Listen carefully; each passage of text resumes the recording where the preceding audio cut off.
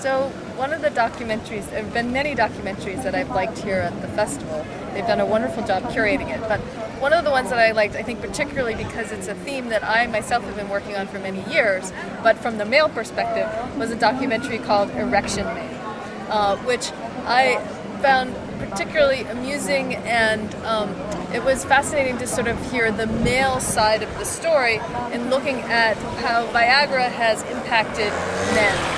And the reason that I thought that Michael the director did a very clever job of interweaving his own personal story and experiences with Viagra, because unlike with women, there's no drug approved for sexual dysfunction. In men, you have Viagra. So he was able to talk about his own dependency on Viagra and how it had really changed his life. And he spends the film trying to sort of meet with Pfizer to ask them to change the side effects that they list, so to actually list dependency as one of the side effects.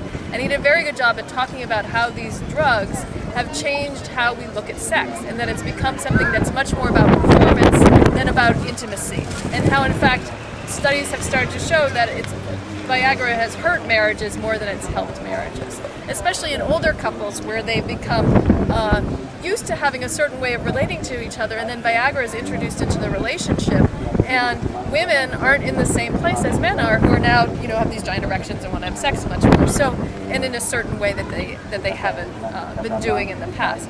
So, and I also think that Michael did a very clever job of really dissecting the marketing of these kinds of drugs, and how, originally they were sort of marketed with the presidential candidate Bob Dole as sort of something that was for older men. In fact, they've only been tested on older men. But what's happened is that the marketing has been targeting younger and younger men, because that's a huge market. So instead of being something that's really about a drug for a real disorder, it's become a sex aid, a very expensive sex aid. And so he kind of dissects that. Okay, like myself, I'm coming from anthropology, especially from visual anthropology, and I've seen like a whole lot of movies at this festival, like a lot also produced for TV, for cinema in a commercial way of production, and some others which are like, produced on lower budgets, produced maybe in the art sector as well. So I don't want to talk about the particular kind of movies, because I think that I missed a lot of the movies which I would be most interested in, and I'm also probably most interested in the movies which are going to be screened this afternoon and tomorrow, which are out of competition. So I probably would pick one of them.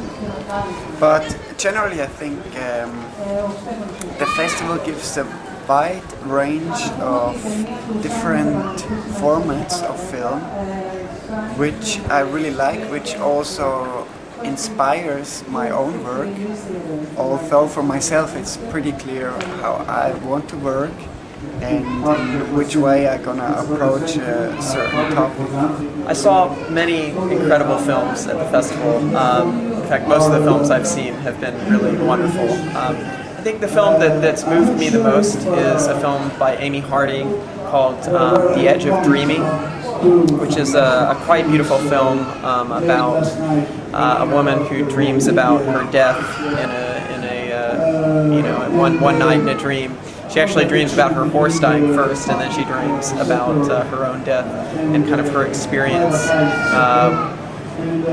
going through the process of accepting that she might be dying, and the process of filming that with her family.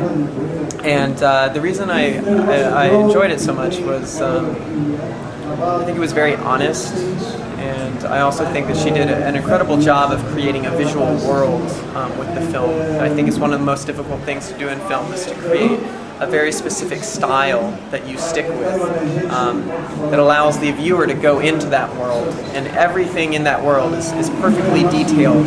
She's created every aspect of that world, and I felt like that film was a perfect representation of creating that one whole environment, that world. I like the horse boy, Michael I don't remember his. It's okay. Yeah, it was very great, and in all of the documentary film I have seen till now, it was very nice film, and I like it very much. And about short film, I like Famous for A of Mike Andy. Yes, it was very nice film. I like it very much. Ξέρεις πολύ καλά ότι η ερώτηση σου είναι πολύ δύσκολη, γιατί φέτος το επίπεδο είναι καταπληκτικό. Θα έλεγα για τον Άλεξ. Το παιδί που έμαθε να παίζει, να έπαιξε τον Μπαχ ενώ έχει επιλογιστική κίνηση. Για ποιο λόγο? Γιατί σαν γιατρός μπορώ να καταλάβω πόσο βαριά είναι αυτή η κατάσταση. Μετά ενθουσιάστηκα με το πάθος του παιδιού και από την τεχνική αρτιότητα της ταινίας. Και για κάποιο λόγο μίλησε στην καρδιά μου, ξέρω εγώ. Από όλες λοιπόν τις ταινίες που είδα στο φεστιβάλ μπορώ να ξεχωρίσω μία που μου άρεσε πάρα πολύ. Περνάει το αμάξι και στο νέο. Είναι το δάχτυλο του πατέρα μου. Είναι μια πάρα πολύ ωραία μικρού μήκους ταινία από την Ταϊβάν. Αυτοβιογραφική του σκηνοθέτη, ο οποίος είναι μικρός σε ηλικία. Και μιλάει για το δάχτυλο του πατέρα του, το οποίο δεν υπήρχε και ποτέ δεν είχε το θάρρος να τον ρωτήσει γιατί. Και είχε φτιάξει διάφορες ιστορίες σαν παιδί. Μου αρέσουν οι σκηνοθέτες οι οποίοι δεν τολμούν να κάνουν αυτοβιογραφικές ταινίες και γι' αυτό αγαπάω Ταϊβάν. Songs of the second floor. And the reason?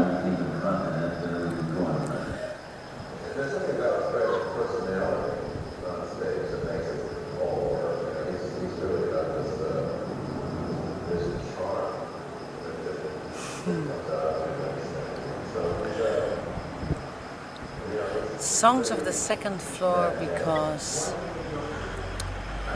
it's a world of people he showed, the director showed,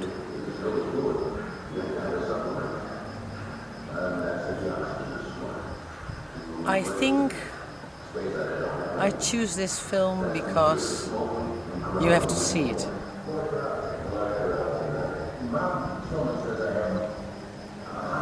Because when I'm going to tell about the film, I think my words cannot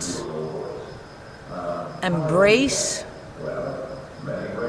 the images he gave, which gave me images of big loneliness and big joy, like the two extremes of the life, and that he made a new world, a new reality, like new environments where he put the actors in, and the way he chose the perspective of the shots was so extreme special that all of that made the way that it's like he gave me the complete freedom of looking, of course, and in the same time he already made a perspective how the spectators should watch it. Songs of the Second Floor was brilliant. I show it. I'm a teacher on an actor school also. I'm a theater maker, and sometimes I make films. And I show it actually to all my students in actors class, just so that they get conscious of the fact that even when they are in an empty space, the classroom, which is always empty when we start doing how to play, how actors have to play, learning that they can imagine an environment which is not there. And he made a landscape